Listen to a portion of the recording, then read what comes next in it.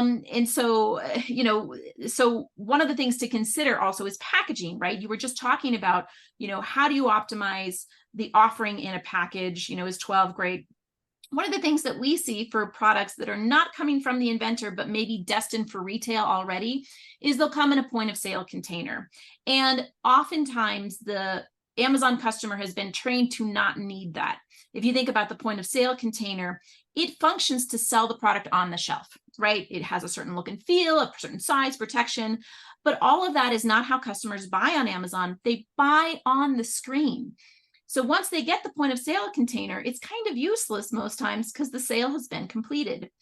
So the Amazon customer kind of over time has been trained not to expect the point of sale container. Now there's a whole other conversation that we can have. We'll talk about in the warnings about when to not remove it, right? If it's protecting your product, if it is giving the appearance of a safety seal, those are kind of things where, or if your product is particularly premium and you want that premium look and feel with a package, or if it's designed for gifting, all of those are situations where you would not want to remove that point of sale container. But for most other products, you can jettison it and you save the cost of the point of sale container and it makes it smaller. So you can stuff more in that box, right? And it's interesting that example that you have of bands, because there really is an optimal price point, and there's an optimal minimum price point that you want to sell on Amazon to make money. And when you've got an item where, maybe the average user only needs to use 12 bands, but that doesn't meet your price point, you really have to think out of the box now for how we can get that price point up, meet our margins, and meet the customer's needs. So it's an interesting challenge. Yeah. So basically the question is, how many pieces can you pack into one single SKU and sell it as a multi-pack, right, without increasing your FBA tier size? That's right. Yeah. So that's going to give you the lowest fixed cost on your fulfillment, while building a much greater perception or perceived value for the product, because you are selling X number of pieces all bundled into one.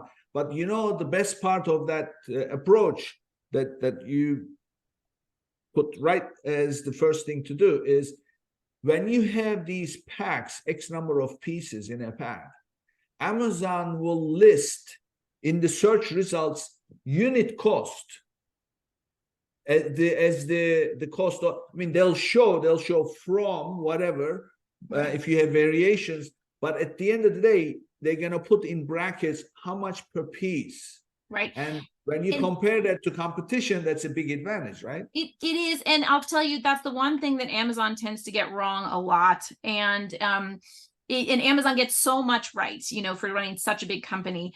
The reason it kind of gets it wrong is that, you can list these characteristics differently compared, you versus your competitor. There's a per ounce cost, a per unit cost, for example, if we're thinking about the food world. And if you don't have an apples to apples comparison, or if the numbers haven't been entered in the back end correctly, there are 120 columns in some categories for entering in all the information you need for an ASIN. It's easy to make a mistake. And so those are not really consistently able for a customer to do that apples to apples comparison, which is why we suggest the loophole of, if you're using second to market, make it look really similar, right? Make it look compatible, and then undercut the pricing to give customers an opportunity to try your product and an incentive. Yeah, cool. Okay, so this is great conversation as far as FBA, mainly because we just spent like 3 days building that model, so you could just plug in and see the tiers change and the profit drops and or increases. So it was great. So I love it.